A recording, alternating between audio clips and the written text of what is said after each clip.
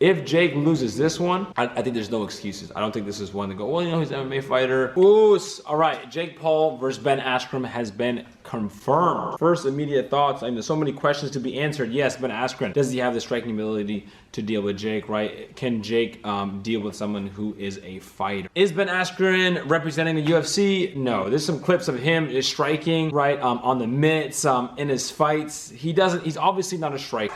Now he has the chance. Oh! He's an Olympic wrestler, world-class wrestler. I know he's a wrestling coach, all that stuff. But he doesn't have the speed or the power, all of the attributes, right? It's interesting because a lot of wrestlers will have the attributes that are good for boxing, right? Fast feet, strong hips, strong core. They'll be able to translate to being good punchers, not necessarily a good kicker. Ben doesn't really have those attributes. He's more of a creative wrestler. He doesn't, not those guys who's gonna blast through you and use, you know, brute strength, even though he's super strong, like crazy strong. Doesn't look it. But he doesn't have that like fast twitch, that explosiveness that would be needed for like knockout power, right? That one punch knockout power. But there's a lot of boxers who don't have that and rely on cardiovascular output, movement, right, and volume, right?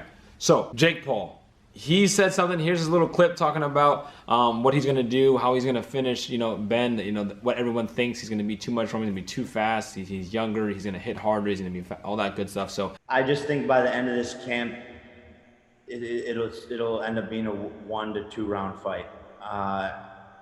He's slow, you know, and my speed will immediately show, and he will be getting hit from every single angle. Interesting enough, Ben did say that he was gonna beat Jake in the 7th round. So he's not saying that he's gonna knock him out. He's gonna wait to the later rounds. I'm not sure how long the fight is, right? I'm assuming 8 rounds, right? 8 to 10. So 7th round, TKO finish by Ben Askren. So I assume Ben's goal is to stay at a dangerous spot, be defensive, right? Clinch a lot, punch and move, make him miss, punch and move, maybe work the body or something. And then when Jake is exhausted, take him into deep waters and, you know, win the fight based off of, you know, just exhausting Jake, accumulation of punches. He has the potential to do it more so than anybody else, right? We're talking about someone who's a fighter. Even though he doesn't have the striking ability, one thing I want you to realize is that he's fought. Take away Masvidal, obviously the giant knee that knocked him out. Clock is brought to you by Modelo. He's fought other pro MMA fighters who know how to strike, right? So he's been in there with a lot more dangerous people than Jake Paul, right? But also there's other strikes. It's not boxing, so that element is different. Obviously that favors Jake, but he's dealt with defending strikes, and it's not like he's been knocked out a bunch of times or just been destroyed. He knows how to deflect and cover and defend. But like Jake said, if you get hurt, you can't just shoot. You can't just when you're hurt, you can't just shoot your little takedown, Ben. Can't do that, buddy. Sorry. It's a big point that Jake brought up, because it's not like when he's looking for those opportunities so he can duck under and shoot and engage in a clinch and a grappling situation. He's not going to be able to do that unless he wants to clinch up top. But I'm assuming the ref is going to separate. It's only going to work for so long. It would be smart if he does it early to tire Jake out and then take some power off Jake's punch. I don't know. I'm not sure his defense, what he thinks his defense is going to be. I'm not sure it's going to transfer over well into boxing. A lot of other professional MMA fighters, UFC fighters, are leaning towards Jake. You got Darren Till leaning towards Jake. DC leaning towards Jake. Right? A lot of people are leaning towards Jake because they know he has knockout power. They know he's fast. They know he's been focusing solely on the sport of boxing, and more power to him, getting pretty good at it, right? So he's been clearly focused on that. He's not messing around. He's been training for real, like a boxer. So I think a lot of people just hear the name Jake Paul, and I'm going to be on his side for this one. They hear the name Jake, and they remember him fighting Deji when he first fought, and they're like, and they see the YouTuber, and they're like, oh, this kid can't beat anybody. You know, he's not gonna, what is he gonna do against a fighter, right? All these general statements. But if you take the name Jake Paul out, a kid with a high school wrestling background who was into martial arts as a young, I think an older teen, as a young adult, he was into MMA, did some MMA with Logan, and then has been training boxing for a couple years now, sparring, training with high-level sparring partners, training with high-level boxing coaches, right? So who have pedigree, and he's been able to perform on a high stage. So if you take away the name Jake Paul out and you insert it with anything, right? If you take away all that and just this up-and-coming boxer, you would think that that person would beat Ben Askren, right? That's what I want you to think about. I think we think Jake Paul and we think YouTuber, but Jake has been training. Can't take that away from me. He has been training. He has been taking it seriously. Yes, he's been talking about Conor and all that stuff, but he's been taking it super seriously. It's what he's dedicated himself to. So if Ben Askren just thinks he's just a YouTuber kid, I think that he's very wrong for thinking that, and I think it's going to get him in trouble. Can definitely see Ben getting knocked out within the first, 3 rounds of this fight, 3 to 4 rounds. Ben's going to have to be, like I said, super defensive and then clinch to the point where like the ref even deducts a point. Just really frustrate Jake. I do not see Ben being able to exchange in the pocket very well. He looks kind of lethargic and he's just gonna go back to his instincts. It's gonna be Jake's biggest test. This definitely is a step up from Nate and it's a big test. Even though Gib had experience, you're talking about someone who's had the experience of being able to deal with shots, right? Deal with punches, right? Gib didn't have the ability to deal with the shot, even though he's been training boxing.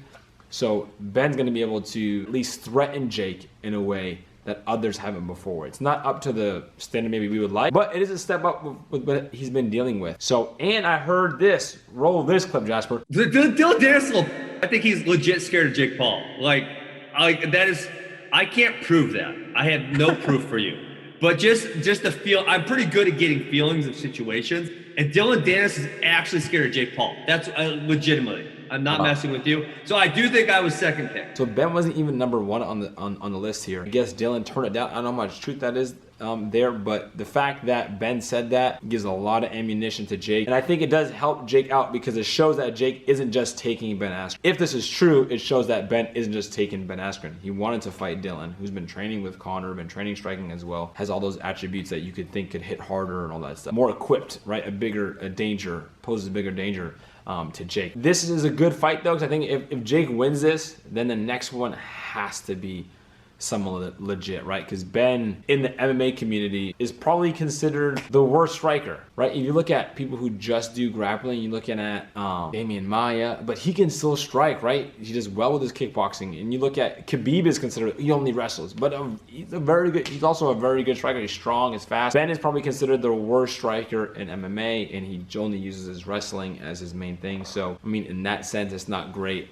and he's retired, he's older. It's not a great look, but I'm not totally against Jake on this one, because if he was trying to get the Dylan fight, if Dylan did not agree to this, we don't know the stipulations, but if he didn't agree, bad look on Dylan, and it's good for Jake because he's like, you know what, I tried to get Dylan and it got turned down. So that's interesting to find out if that's true. This is gonna be coming up pretty soon. I'm interested to see more footage of Ben sparring or training. I'm pretty sure we're not gonna get any. I don't know. I'm interested to see. I think this is gonna be a truer test for Jake. We're gonna really see how he gets. Because like literally, I heard Nate Robinson didn't spar at all. I heard that from multiple sources that he didn't spar. That's insane. Jake got somebody who didn't even spar. Easier fight than Deji, because Deji was training. We're talking like, and Deji was we're talking about Deji who was brand new as well. Deji was brand new. His first fight, his first all that stuff, but at least he sparred and was more prepared. Nate had the athletic ability, but you could tell he was totally confused. Deji was moving and stuff like that. So you take someone who was completely new to an athletic sport like Deji, completely new to boxing, completely new to being on a big stage, and that was still a bigger threat than Nate Robinson, who you would think knows what it's like to be under the lights, form, and be a super athlete and train like crazy, and didn't even train properly. So I got Jake land a TKO. But man, if Jake loses this one, I think there's no excuses. I don't think this is one to go, well, you know, he's an MMA fighter. And if he does, even though it's Ben, it's going to put him also on a different map, because now he's beat a professional MMA fighter. Now it gets him closer to the Conor conversation, even though that's slightly different now. It gets him closer to, you know, bigger fights and just pushing his name out there. So very interested to see how this turns out. Let me know what you think in the comments below. Does Ben stand a chance? Round is Jake gonna knock him out and all that good stuff. All right, leave a like and subscribe. Oos. Ben Askren was really the only one ready to go, and he has less losses than McGregor. So, you know, and he's a legit fighter. He's finished 12 people in his professional career.